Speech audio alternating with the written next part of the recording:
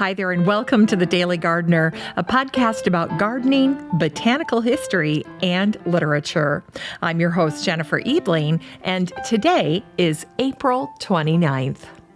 Today we celebrate the botanical pastimes of two young women in Oklahoma back in 1850. We'll also learn about a female botanical pioneer who specialized in grasses.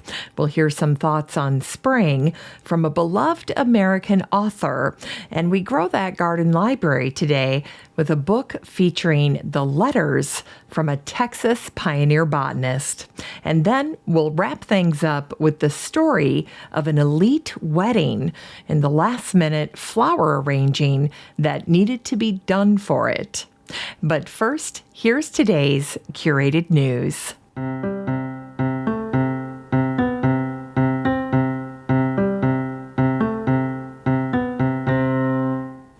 Today's curated news comes from my friend Allison Brown. She is releasing a brand new cocktail recipe book, and this is a post from her blog. It's called Spring's Splendor, and it's all about Forsythia. Forsythia is one of my favorite spring flowering shrubs, and it's Allison's as well. She writes, "It's such a sight to see those joyful yellow flowers after a long spring."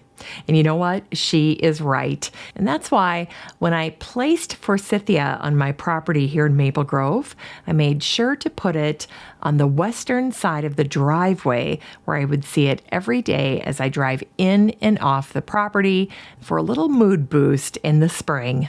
This is such a happy shrub, and it's definitely one that new neighbors or dog walkers are sure to comment on. Now, in Allison's post, she's harvested the blossoms of the Forsythia. In fact, Forsythia is one of the 63 flowers that she uses in her flower-infused cocktail recipe book. And in this post, she gives us a taste for one of her recipes. This is for a Forsythia honey liqueur. She writes, "The secret to coaxing out the sweet fragrance of Forsythia flowers is allowing them to wilt slightly." So whether you do that just for a few hours or even overnight, it's the perfect amount of time for them to release their beautiful scent. Now, if you would like to check out this wonderful recipe for Allison's Forsythia honey liqueur, all you need to do is the next time you're in the Facebook group for the show, just head on up to the little magnifying glass up near the header and search for the word Forsythia, and Allison's post will pop right up. Now, if you're not in the group, don't worry about it. You have a standing invitation you can join at any time. All you need to do is head on up to the search bar where you'd search for a friend and type in the words Daily Gardener Community and then request to join. I'd love to meet you in the group. It's time for today's botanical history.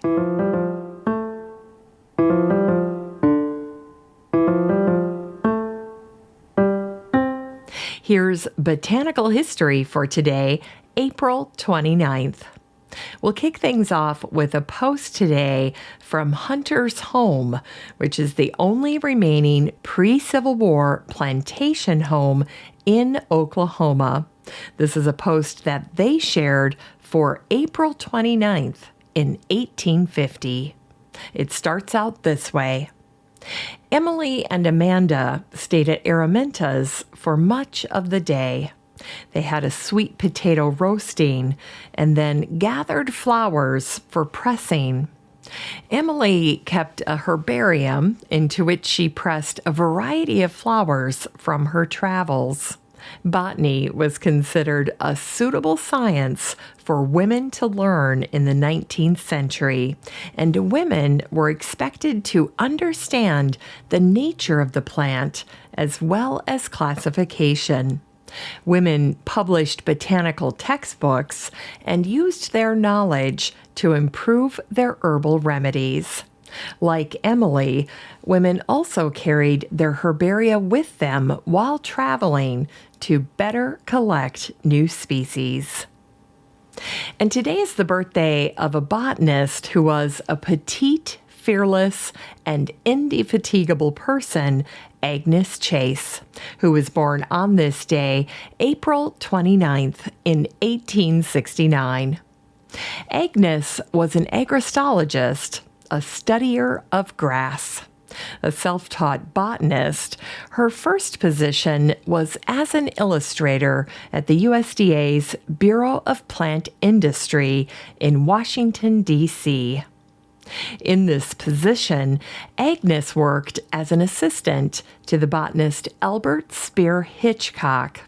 When it came time to apply for funding for expeditions, only Albert received approval, not Agnes.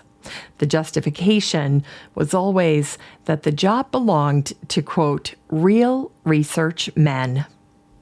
Undeterred, Alice raised her own funding to go on the expeditions. She cleverly partnered with missionaries in Latin America and arranged for accommodations with host families. She shrewdly observed, the missionaries travel everywhere, and like botanists, do it on as little money as possible. They gave me information that saved me much time and trouble. During a climb of one of the highest mountains in Brazil, Agnes returned to camp with a skirt filled with plant specimens. One of her major works, the first book of grasses, was translated into Spanish and Portuguese. Her book taught generations of Latin American botanists who recognized Agnes's contributions long before their American counterparts.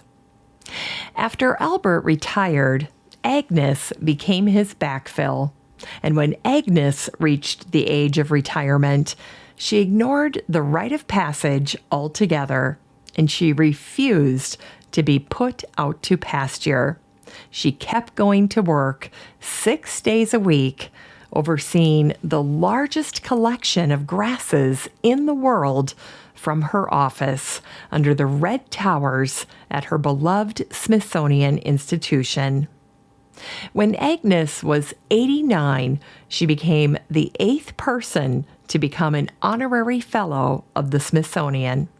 A reporter covering the event said, Dr. Chase looked impatient, as if she were muttering to herself, "This may be well and good, but it isn't getting any grass classified, Sonny."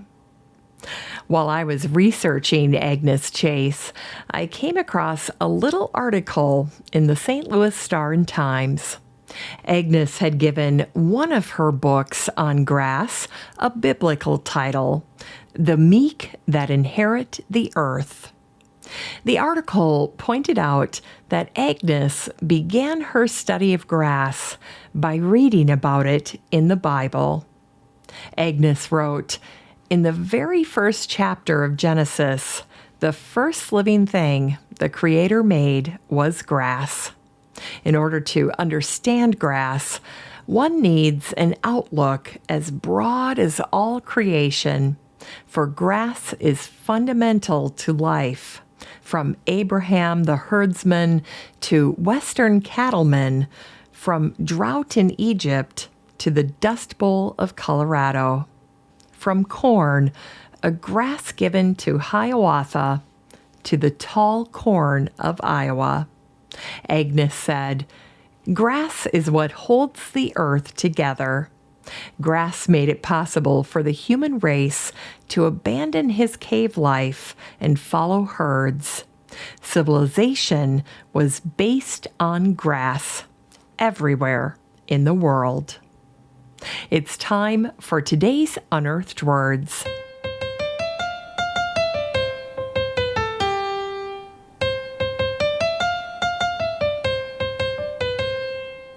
Today's unearthed words come to us from the American novelist, essayist, book editor, and college professor, Toni Morrison, from her book, Jazz. This is a little excerpt about her thoughts on spring. What can beat bricks warming up to the sun? The return of awnings, the removal of blankets from horses' backs. Tar softens under the heel, and the darkness under bridges changes from gloom to cooling shade. After a light rain, when the leaves have come, tree limbs are like wet fingers playing in woolly green hair.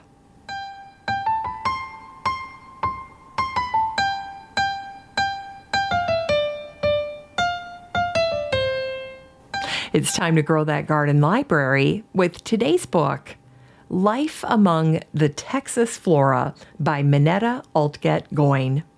This book came out in 1991, and the subtitle is Ferdinand Lindheimer's Letters to George Engelmann. In this book, Minetta shares the treasure of these letters between two marvelous 19th century botanists. In 1979, Minetta was asked to translate 32 letters between Ferdinand Lindheimer, the father of Texas botany, and George Engelmann, the man who helped establish the Missouri Botanical Garden and specialized in the flora of the western half of the United States. The task of deciphering, organizing, and analyzing the Lindheimer-Engelmann correspondence took Minetta over a decade. This book is 236 pages of a fascinating look at Texas frontier life and botany through the eyes of the German-American botanist Ferdinand Lindheimer.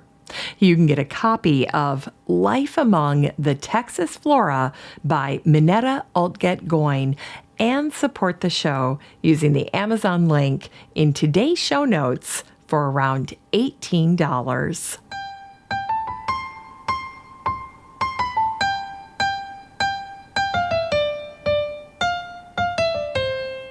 Finally, here's something sweet to revive the little botanic spark in your heart. Today is the wedding day of Cornelia Vanderbilt, who was married on this day, April 29th in 1924. This year, 2021, marks her 95th wedding anniversary. When this young Vanderbilt heiress married British nobility, the diplomat John Cecil, the wedding flowers had been ordered from a florist in New York. However, the train carrying the flowers to the Biltmore in Asheville, North Carolina, was delayed and would not arrive on time. Biltmore's Lizzie Borchers said that the Biltmore gardeners came to the rescue, clipping Forsythia, tulips, dogwood, quince, and other flowers, and then wiring them together.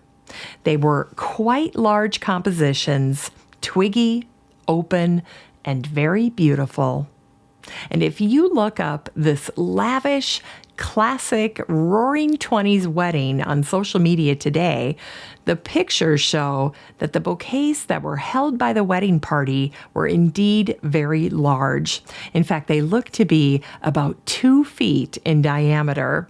I'm going to share images of this in the Facebook group for the show over in the Daily Gardener community. So if you're curious, just check them out there, because now that you know the backstory, you'll especially appreciate what you're looking at. Now, back in 2001, the Biltmore commemorated the 75th anniversary of this wedding with a month-long celebration among 2,500 blooming roses during the month of June. So, cheers to Cornelia and John. Happy heavenly 95th wedding anniversary today. Thanks for listening to The Daily Gardener. And remember, for a happy, healthy life, garden every day.